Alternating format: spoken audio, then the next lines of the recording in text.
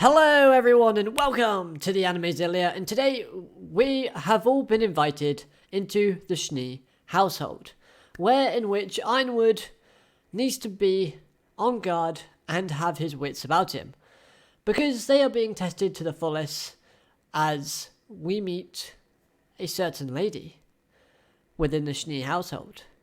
As well as the fact is, obviously we got the whole Jacques kind of confrontation with Ironwood and the council. So let's get into it. Overall, I actually like this episode more than I thought I would, and it's mostly to do with the more psychological aspect from the Schnee family, more specifically Weiss, Winter, and yes, their mother. So if you want to know more, sit back, relax, and I hope you enjoy. But first things first, let's talk about RWBY. RWBY, it's nothing new that RWBY is slowly becoming more and more aggressive throughout this volume, especially with the whole secrets and trusting issues she's been displaying throughout the volume so far. But I do think asking Weiss, after everything Weiss has gone through, to leave the Schnee household and to kind of leave that name behind and to get away from her father and her mother and everything else, I think it's a bit rude of RWBY to go, look, Weiss, we need you to snoop around the house because you're the only one who can possibly do it due to your connection to the family, and try and find some, stuff out that would help us. I just find that a bit out of character for RWBY, honestly. Now, the way she phrases it is also really weird, because RWBY is kind of like, if they're going to play dirty, then we should too. And that's not really how a shonen protagonist should kind of go about defeating the bad guy. And yes, before you riddle me in the comment section, I know that RWBY isn't really a shonen series. It's a Rooster Teeth series created by Monty. But the manga is also partnered with Shonen Jump, so if you haven't, go read it. It's actually not too bad. The art style's takes a little bit of getting used to, but hey, so did Volume 1. So if you like Volume 1's art style, and Volume 2's and 3, then you probably like the manga art style as well. But back to the episode. So we're in the Schnee household, we arrive, and this is just one thing I want to just talk about really, really quickly. So if you look at this image, what is up with Blake's head? Like, they've kind of squished it and made it into like a circle, so much that they just kind of thought, meh, that'll do, just leave it. Not that important. She's not really a figure in this shot, but it just looks really odd and silly, if I'm honest with you. But, leaving that aside, we're in the Schnee household, and what I loved about this quite a lot is actually Winter's character. Now, Winter's character in this episode, for me, was brilliant. We've only ever seen her to be calm, collective, and, professional in terms of her being a member of Atlas. She's always been quite upstanding. She describes herself to be quite sort of graceful and professional, apart from obviously that one time she attacked Crow. But seeing her explode in anger towards her father was really telling in this episode, and it shows just how rotten, the childhood of the kids of Schnee actually was. And yes, I am including Whitley in this. Yes, he's still a very big behind, but more on him later. I like the build-up to Winter's frustration as well, as we slowly see it lingering around before we enter the Schnee household, and then we see it rapidly growing during the council conference with Ironwood and Penny being belittled and, getting shot down after every single word.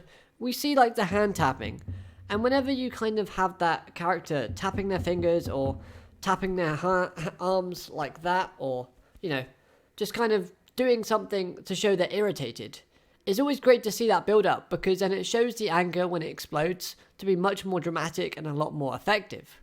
So I really did like that. And we can see that it really has gotten to her being in the Schnee household, as she's shown to be a bit aggressive towards Penny after Penny tries to cheer her up. Now, real quick, the Penny trauma still is getting dished out in this episode with J Squop and Robin Hill both taking shots at her, saying like, should she be here? She's dangerous. And obviously we know how upset Penny gets after hearing that. So that made it kind of hard to watch, being a big Penny fan myself. Even Winter pokes the knife a little bit into Penny with the, you wouldn't understand. Clearly referencing the fact that Penny wouldn't understand because she's a robot. She's not human, so she wouldn't get human emotions. I thought that was kind of, yeah, come on, Winter, you really kind of messed up there. But it shows Winter's anger and frustration that, you know, she breaks character and she does kind of even go off towards a friend. Because I do think Penny and Winter are somewhat friends. Like, you know, they have a good chemistry between each other. So then, we move to Weiss. And, obviously, this would be a very difficult mission for Weiss as she's re-entering the house that she fought so hard to leave from. And now she finds herself basically having to go through her father's stuff to find out the plans that her father has, like, you know, a part of. And the emotional aspect from this character were great to see. I love the display of emotion, and we clearly see that she's not happy due to looks on her face, and it just screams out that she wants to leave as soon as possible. These interactions she has with the characters within the Schnee household that are part of her family, she just doesn't like them, and she just wants to be away as fast as possible. I really did like the facial expressions and body language from Weiss in this character, in this episode even. I thought it was great.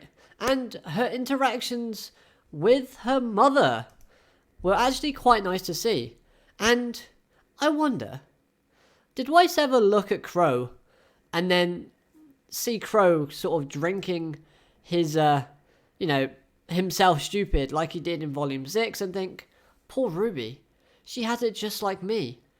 And, you know, maybe it's not as bad, but still, she has to go through a lot that's quite similar to what my mother is. Probably not, but, you know, maybe. But basically, her mother isn't the most stable woman on the planet. And it's not surprising, given who her husband is, and being part of the Schnee family, this is not a very functional family. The Schnee family is actually very kind of broken and fragmented, and the fact that 2 of her kids have left and want nothing to do with her, you know, it's again, quite telling. But her character overall just comes off as being a wreck and broken. She looks extremely tired and drinks constantly. Overall, she's a depressed and scared character, and we know that she's scared because she's installed cameras in every single room of this mansion, in the Schnee mansion, for her own safety. You know, just in case something ever happens. Her body language and demeanor also gives away her mental state. You know, look at this expression. She's tired. Yes, she's happy to see her daughter, but she's also happy that Weiss isn't staying, and she doesn't want to be in this house any more than, you know, she has to. But she understands that she does have to stay there because her son's still there. You know, just think about it a little bit. Weiss's mother, we all thought was actually going to be this elegant, strong lady that was actually kind of, you know, not agreeing with Jacques' ideology, but still maintaining her strong stature and figure. But actually, it's the complete opposite. She's actually defeated. She comes off as that in this episode. The introduction to a character I did like. It wasn't that dramatic, but it was still nice to see. The interactions between her and Weiss again, like I said, I really enjoyed it. Now then, let's talk about Whitley. Now, I still don't like this character, even after this episode. But what this episode does is it allows you to understand why he is like he is. He's a kid who has been forced to live with a depressed, defeated, drunken mother. And an abusive father, who is also a big behind. Overall, you know, he's on his own. After his 2 sisters left him. Imagine it. The parents most of the time influence their children and help shape their children's personality. If your parents are kind of bad and they're not good parents, then you're going to grow up to be kind of a little bit bad yourself. You're going to be resentful. You're going to be, angry and kind of take after them. If you're brought up in a happy household, you're going to be more jolly, more positive. And obviously, Whitley, he comes home alone and basically has to dine. Sometimes by himself, maybe with his father. But honestly, he has to choose between these two parents. And I guess his father is the less of two evils for his mental state and personality. Which is a real big shame. So where he reflects his father a lot because that's all he knows, it shows where his distaste for Weiss comes from and why Weiss doesn't actually think that Whitley likes him. Instead, Whitley is just a character that just longs for someone to give him some compassion, to give him a place to kind of grow and change and break free of his chains that Weiss and Winter have broken from for the most part already. Now, don't get me wrong, I still dislike this character. And, yes, I did laugh a lot when this happened. I thought this was funny. It was a nice bit of comedy for the episode. And the build-up was actually pretty good. I like the expressions. Nora's happy face is brilliant. Ren smiling? I wasn't quite sure where that was going, but I guess he kind of was excited because he didn't like Whitley as well. And Weiss's expression there is great. So, overall,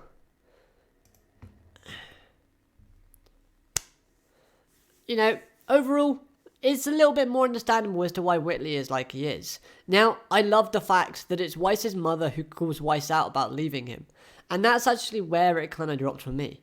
Because without that line, I probably would be, shaming Whitley by saying, he's a rubbish character. He's a scumbag like his father. But actually, because that one line that her mother states, it got me thinking, that's actually pretty true. It does explain a lot. So, that line I'm actually really grateful for, because it allows you to see a different perspective. Right then, as far as plot goes, honestly, not a lot happens. Ironwood is still in hot water, with things almost being at boiling point for him, with the sticky situation that he's gotten himself into. And it seems like Watts is up to something with the weather in Mantle. I'm not sure if he's directly kind of influencing the weather, but it starts snowing. And, hold on a minute. Maybe the things that he turned off are generated heaters that melt the snow first, and then it turns it to rain. But without the heaters on, it just comes down as heavy snow. Now, one thing I really do want, and I know this ain't gonna happen, but I really, really want it to happen. Remember what Grimm we last saw in the snow? That's right, the empathy. I want to see the empathy come back. I love those Grimm, and it'll be great to see him. Especially, running rampage around Mantle. But now, Weiss actually has some evidence. And this is exciting, as it shows Watts and her father's interaction from the previous episodes. And if Ironwood sees this and recognizes Watts as a previous member of his science division, because remember, we have that photo from last episode, could that lead to some interesting conclusions and interactions? I wonder. But this evidence probably wouldn't hold up in the eyes of the council, as it was unlawfully obtained, as they seem to not trust Ironwood at the moment, so their only hope would probably be Robin. If Robin sees this and says, look, Watts is part of Salem's group, they're part of, Tyrion's part of that as well, they're working together, and that's who attacked you. Look, he's a great computer scientist, wizard, kid thingy, and he can do everything that you've been seeing. He can change the footage. He can mess with the lights. And this would probably come from Blake if they do this, because obviously Blake and Robin are building up that small amount of trust at the moment. So maybe that's a route they can go down. Overall, I really did enjoy this episode.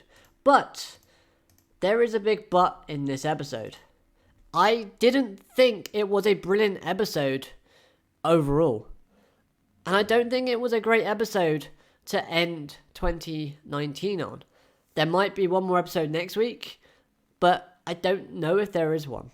So I'm just saying that as like a, if they don't have one next week, I don't think it's a good episode to end 2019 on. This episode was good more from the psychological aspect, which is fine. It's okay to have episodes like that, but I just wish the plot would have moved on a little bit and maybe we had, a few more minutes. Normally with these episodes, we have a big shock, like a wow at the end. This was just, oh, it's snowing. Watts has more control over Mantle. Okay. This could lead to some interesting stuff. We'll have to wait and see now. That's literally the reaction I had. But apart from that, if you haven't watched it, make sure you go and check it out. And that's going to do it for this review. Like the video if you liked the video. Dislike, I guess, if you disliked. But please let me know as to why you did down in the comments below. Feedback is always appreciated. And I look forward to hearing from you. Let me know all your thoughts on this episode. Did you like it? Are there anything that I missed? I was trying to find out whether or not I could see some little Easter eggs or something on the walls in the mansion. But I didn't get anything, unfortunately. Let me know if you guys saw anything down below as well. Other than that, subscribe if you're new so you never miss a video from me. If you want, really helps me out, share this video with a friend. Maybe they might have a different take on it, or they might agree with me. Other than that, I hope you'll have an amazing day, and I'll be catching you later. Bye-bye for now.